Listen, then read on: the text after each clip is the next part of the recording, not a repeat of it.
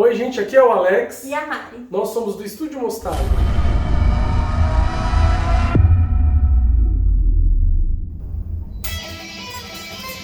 Continuando a série de vídeos que a gente tem feito linkando arquitetura com filmes consagrados, hoje a gente vai fazer mais uma análise surpreendente de um dos filmes que inclusive ainda está na vibe apocalíptica futurista, afinal a gente ainda está em quarentena, e que foi uma revolução no cinema. Ele serviu também de inspiração para várias outras produções, assim como Matrix, Vingadores do Futuro e até mesmo o álbum do Iron Maiden, Somewhere in Time.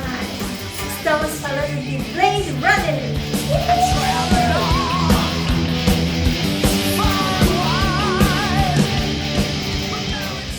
Falar sobre o Blade Runner foi intimidador, dado a quantidade de dados, tanto técnicos quanto conceituais, que tem os dois filmes, né?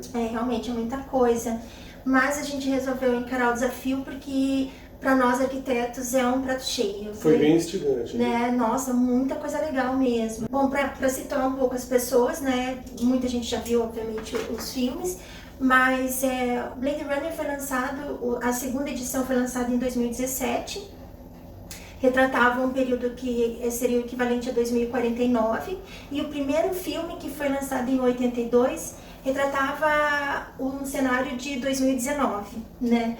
E isso é até engraçado, porque você vai ver o filme, uma realidade assim bem pior do que a gente viveu, né, ano passado. Que é na verdade assim, é uma situação pós-guerra atômica, né? E tem uma pegada muito futurista. Enfim, o enredo todo ele se baseia numa caçada de androides. Alguns deles se rebelaram, né? E eles tomaram consciência de si próprios, se tornaram uma ameaça para a incorporação que os produziu. Então esses Blade Runners, os caçadores de androides, vão atrás para eliminá-los. E ambos os filmes trazem sempre esse conflito da máquina se tornando mais humana do que os próprios humanos, né? Exato. E os humanos mais mecanizados. Mais artificializados. Sim. Não, exato, tem muita assim, mensagem legal, muitos questionamentos, vale muito a pena assistir. E a gente já começa com da onde veio a inspiração estética, né, do filme. E aí, qual que é a diferença estética? Então, as principais inspirações estéticas para o filme de 82 foram as cidades de Nova York e Hong Kong, né? Além de um clássico do cinema, que é o filme Metrópolis, né? Um filme alemão de 1928. Sim, nossa, com cenários super futuristas na época, impressionante. Sim, bem interessante para a época. E o enredo, né? A história do filme foi baseada num livro do Philip Dick, né? Um autor bem maluco, a história dele também vale a pena pesquisar. E o nome do livro era Androides Sonham com Ovelhas Elétricas. Nossa, que louco. Bom, vamos falar então do espaço urbano. A gente está falando aqui de Los Angeles especificamente.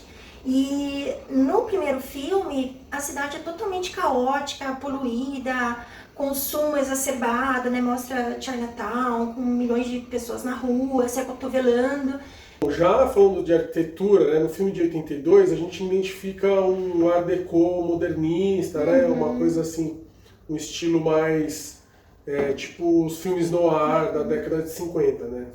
Bom, alguns dos ícones assim, de arquitetura, que foi onde foram feitas as filmagens, tem duas principais, assim, que eu acho que vale a pena a gente falar. Uma delas é onde aconteceu a caçada ao androide, né, nas cenas finais do primeiro filme, e que é um edifício chamado Bradbury Building. Esse edifício ele foi construído em Los Angeles em 1893, né? É um edifício totalmente industrial, mas bem cheio de ornamentos, né? O industrial da época não é como o industrial de hoje, né? Era um industrial mais requintado, né? Cheio de detalhes. Né? Bom, a parte mais incrível do edifício é o átrio central, né? Com as suas escadarias, e que é o foco, né, dessas cenas do Blade Runner. Sim, os parapeitos todos metálicos, assim, é bem legal. Na arquitetura modernista que a gente identifica no filme, né, seria onde é ambientalizado as cenas do apartamento do protagonista, né, que na verdade foi filmado numa casa do Frank Lloyd Wright.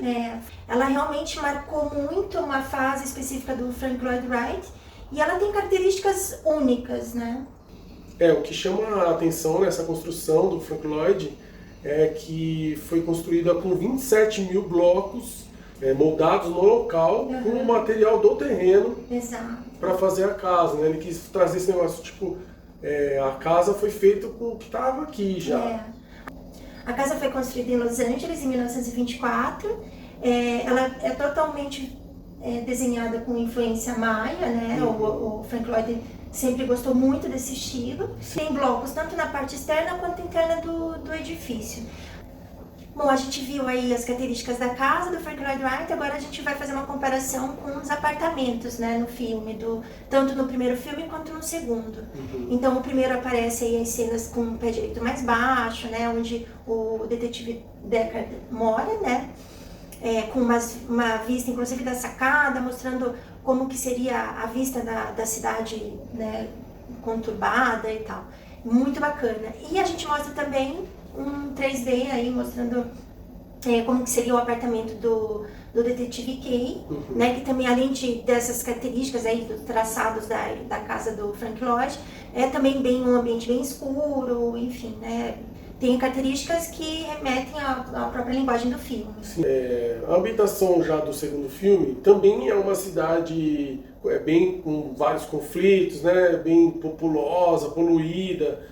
E nessa projeção do futuro, lá não existe mais vegetação, a humanidade acabou com toda a vegetação da Terra, as fazendas são sintéticas, né? Produção de alimento, né? Tudo sintético. Sim. No filme de 2017, é muito bacana de ver como que eles fizeram a cidade ficar com um aspecto pior do que do primeiro filme. Então eles usaram muito dos elementos de cores para fazer isso, né? Então a cidade ela é muito mais monocromática. Em momentos quando eles estão em Las Vegas, por exemplo, ela fica toda em tons de laranja. Aí eles vão para cenas do mar, né? Que são cenas muito mais escuras, mais pretas, para o tom de preto.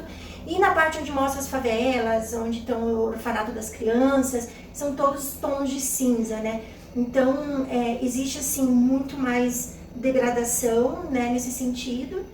O ar também sempre está nebuloso, assim, né? Indo para a arquitetura do segundo filme, o diretor fez uma solicitação, né, para os produtores, os designers de produção, se inspirarem na arquitetura brutalista soviética. Isso é bem contraditório porque o brutalismo soviético, ele traz todo um conceito socialista e que não tem nada a ver com o filme, né? O filme é totalmente voltado a uma civilização capitalista ao extremo, extremamente consumista, né? Acho que foi mais uma escolha estética mesmo. Sim, eu acho que até por ser oponente, autoritário, né? Sim, mais indiferente ao homem, assim. E assim, nossa, nesse assunto a gente pode falar muita coisa. A gente já falou da arquitetura brutalista no primeiro vídeo, né, no filme do Poço. Mas agora os exemplos vêm muito mais à tona, né? A gente fez uma pesquisa também sobre o tema brutalismo, que não é bem o que a gente entende, né, como sendo algo violento, né, brutal. Na verdade, o brutalismo vem da uma palavra francesa, né, que significa béton brut, que é concreto puro, né? Cru. O primeiro projeto considerado brutalista foi um edifício em Marsella, projetado pelo Le Corbusier. E que não tem nem muito a ver com o que a gente esperaria, né, de uma arquitetura brutalista. Foi o começo de uma tendência, assim, né? E logo em seguida já tiveram outros projetos já na América com esse conceito brutalista, né? Que foi o caso da Corte de Buffalo, né? Que é um projeto até bem impressionante pela essa ausência de janelas, né? E até está no conceito disso do projeto, né? Segundo os arquitetos, ele foi desenhado dessa maneira porque os juízes que estão julgando lá, eles não podem ter nenhuma distração.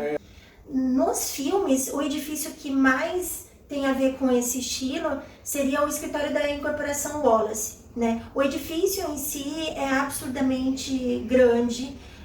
A equipe de produção passa que ele teria 3 km de altura. Mais do que isso, inclusive. E ele, além dessa altura, ele é massivo, né? Em proporções enormes. Sim. E no segundo filme mostra como que é o escritório, né, o Wallace por dentro. Por dentro. Nossa, tem uma curiosidade muito bacana sobre isso, né? Sim. Que a gente vai falar. Que o que acontece? Primeiro que eles usaram um projeto, para servir de referência, eles usaram um projeto existente de um museu, se chama o Museu de Neandertal. Que não foi executado. Que não foi executado, né? Ele foi feito pelo escritório do estúdio espanhol Barós e Veiga. Que foi o responsável por outros projetos, como a extensão do Art Institute de Chicago. E o curioso é que o design de produção do filme, o Dennis Gessner, ele teve como inspiração para fazer a parte interna do escritório do Wallace, né? Uma visita que ele fez para o Japão, né? Que ele foi num templo lá, e nesse templo as pessoas dispunham de algumas madeiras no piso da entrada, eles colocavam ela meio solta. Isso fazia com que, assim, quando estivesse chegando alguém, essa madeira fazia ruído e aí avisava quem estava dentro que tinha alguém chegando. Ainda mais porque era um templo, né? E o escritório do Horus tem essas características de templo, ele é hiper amplo, os materiais usados reverberam o som, né? Sim, até o espelho d'água ajuda a reverberar o som. E aí você vê até no filme que quando a secretária está entrando dentro do escritório dele, ela vai pisando com o salto assim e vai fazendo... A gente vai mostrar para vocês algumas situações de making off, assim, né? Sim. Onde os cenários, tanto da cidade quanto dos edifícios, foram feitos baseados em maquetes extremamente detalhadas. A empresa que fez chama Weta Workshop, e eles fizeram inclusive O Senhor dos Anéis, grandes outras produções assim que precisavam desse nível de detalhamento das maquetes, né? Então foram meses e meses realizando, construindo essas maquetes, pintando inclusive pichações, né? Sim, eles foram no limite no quesito detalhamento, né? Você vê fiação, caixa elétrica, bem legal. Exato, nossa, os ar-condicionados de cada apartamentinho, a parte de iluminação, realmente é fenomenal, assim. Poxa, até no futuro o ar-condicionado vai ser um treco feio. Ai, meu Deus, nós o dilema dos arquitetos, né? Também tem presença de arquitetura industrial no segundo filme. Toda a parte que é mentalizada às cenas do orfanato, elas foram gravadas numa usina de energia desativada na Hungria. Mas dessa vez a arquitetura industrial já é mais moderna do que a retratada no primeiro filme. Verdade. Bom, e para finalizar, a gente fala das últimas cenas do filme, que foram também filmadas num outro edifício brutalista, onde foram feitas várias tentativas, né, para encontrar a linguagem final. E o mais interessante é que a parte interna desse prédio, né, ela tem uma linguagem bem contrária à parte externa, ou seja, apesar dela ser minimalista, ela é muito mais clara, tem linhas curvas, né, e tem tudo a ver com a simbologia que eles queriam dar. Afinal de contas é ali que estava vivendo e trabalhando a Anna Stilling, que é filha do Harrison Ford, e ela é um sinal de esperança, né, no fim do túnel. Ela é uma pessoa sensível, que traz toda essa humanidade que falta nas pessoas do filme, né. Então é isso, galera, que a gente quis trazer para vocês hoje. Foram essas curiosidades da arquitetura dentro do Blade Runner. Se você gostou desse conteúdo, curta, se inscreva, acione o sininho. Papo, né? Por favor. Isso. Compartilhe com os amigos e até o próximo vídeo.